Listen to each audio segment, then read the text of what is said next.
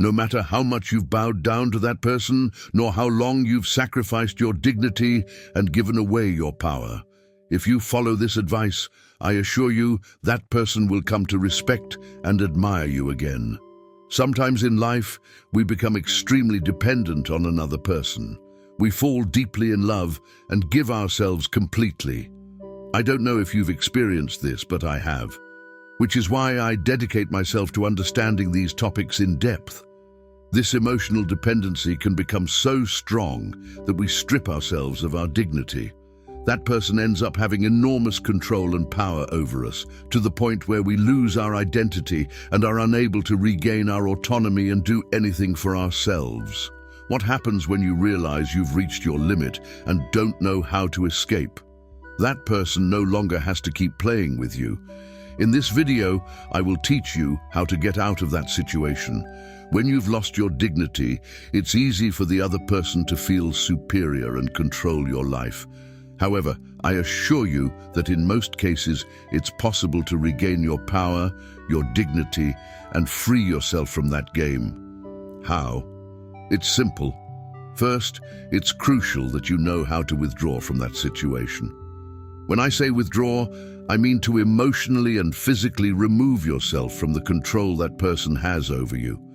This could mean distancing yourself, cutting off all contact. Sometimes this seems impossible because we think the other person will suffer, judge us, or that we're making a fatal mistake. But let me tell you something. Do you want to be in a relationship where you're not valued, where that person manipulates you and you simply obey?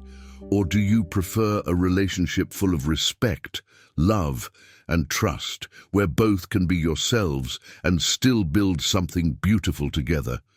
If that person isn't the right one, they'll leave for good. But if they are the right one, this act of withdrawal might wake them up, make them see they need you not to manipulate, but to build a healthy and mutual relationship.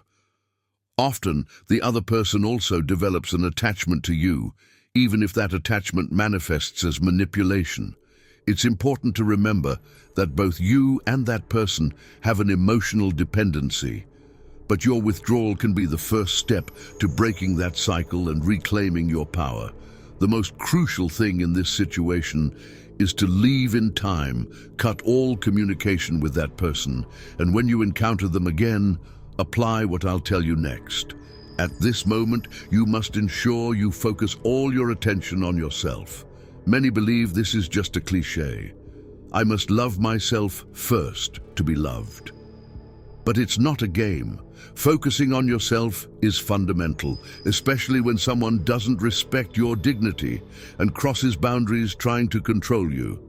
It's vital to center on ourselves first, to regain the strength necessary to face relationships, especially toxic ones.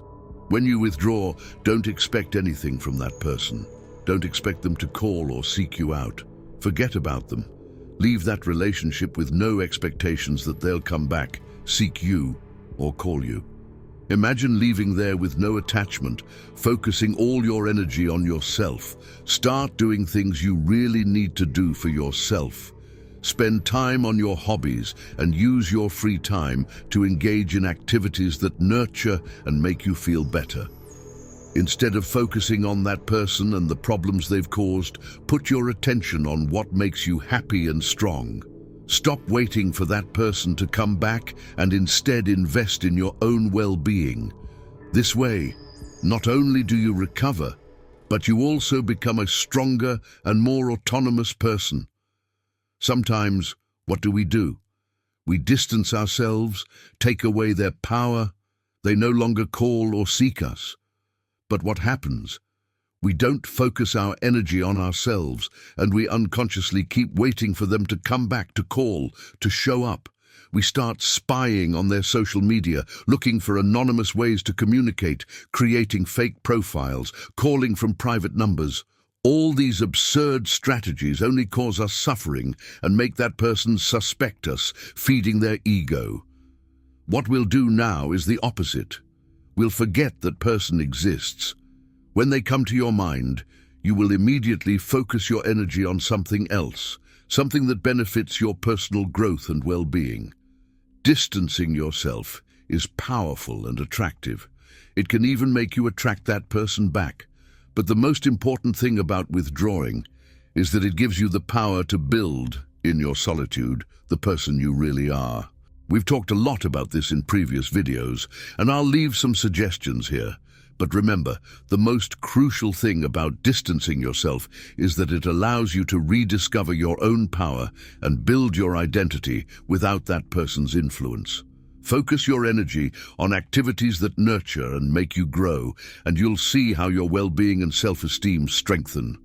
Remember, you're coming from a situation of emotional dependency. Your life has been unbalanced because you've channeled all your energy towards another person instead of investing it in yourself. Solitude, distancing yourself, and finding your own space are essential to regain your balance.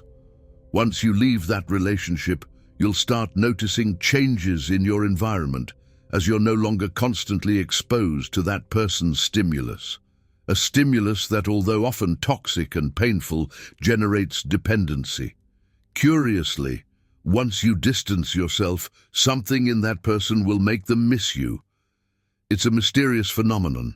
Sometimes we receive things from others that we don't even like, but we become addicted to them. A person who maybe doesn't even interest you leaves, and suddenly you start missing their constant pursuit and attention. Even if you don't want anything with that person, their absence makes you question, why don't they seek me anymore? What's happening? This phenomenon is automatic and always works. In this case, we'll provoke that reaction in the other person, but without expecting any result. It's not about manipulating, but about focusing on yourself and letting time do its job. Focus your energy on your personal growth, on your interests and passions, and you'll see how you not only regain your balance, but also build a fuller and more authentic life. I always tell you that we must detach from the result, both in the law of attraction and in any metaphysical practice. We frequently talk about energy and how we must desire what we want, have a clear vision, and pursue it with concrete actions. But we must not attach to the result. This is achieved by maintaining a process free of attachment, focusing on ourselves and not on the goal itself. Suppose your goal is to capture that person's attention, make them reflect, react, fall in love, or respect you.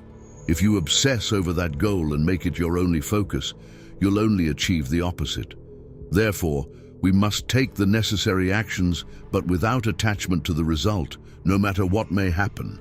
Something may occur, but we must not cling to any expectation.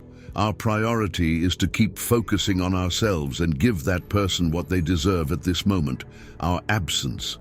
At first, that person may feel relieved and think, finally they're no longer behind me. However, over time, they'll likely start missing you and want to make the first contact attempt. This first attempt is crucial, and we must manage it with self-control. We can't prevent that person from trying to contact us, but we can control our response. Remember, that person took your power and didn't respect your dignity.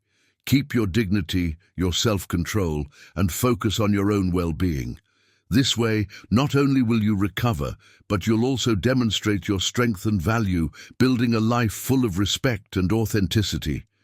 It's essential to remember to maintain control over ourselves. When that person tries to communicate, it will generally be something insignificant, like a like on your social media or a simple hello. They usually don't make a significant effort to talk or invite you out. They only seek the minimum. In these cases, you must avoid responding and stay firm in your decision. Ignore that first attempt and keep focusing on yourself. Why do I tell you this?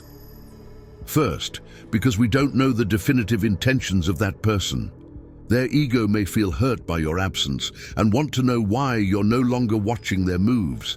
They can't understand that you're no longer there to answer their call or message.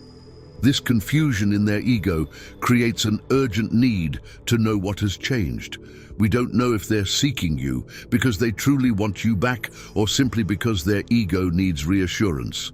That person may be more interested in having you as a constant support, someone who's always there, than in building a genuine relationship with you. That's why we must keep our distance and not fall into the trap of responding immediately.